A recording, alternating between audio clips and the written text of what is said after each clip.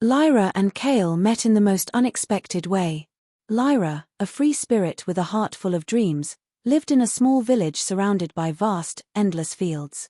She often wandered through the forests, seeking the solace of nature, the quiet hum of the wind, and the gentle rustling of leaves. It was on one of these walks that she met Kael, a wanderer from a distant land, whose soul seemed as lost as hers was wild. Their connection was instant, as if their souls had known each other for lifetimes.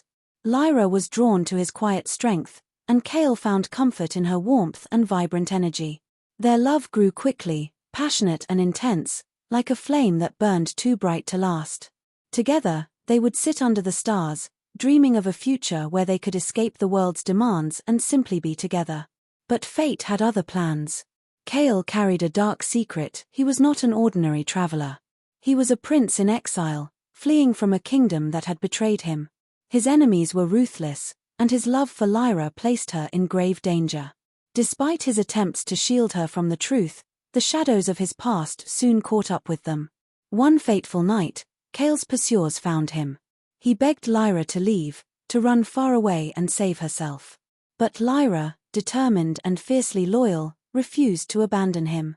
They fought to escape together, but in the chaos, Kael was mortally wounded, struck down while protecting Lyra.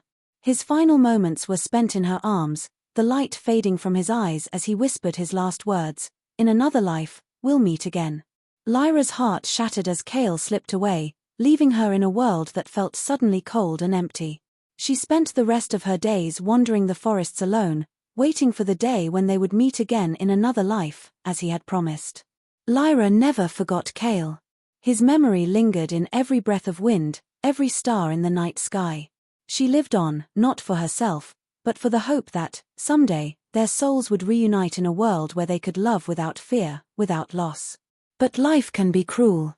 Lyra's grief consumed her, and she faded away, her spirit forever bound to the land where she had once walked with Kael.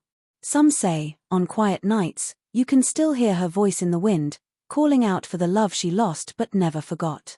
Their love, though tragic, lived on in the whispers of the trees, in the sighs of the stars, and in the hearts of those who still believe in love that transcends time.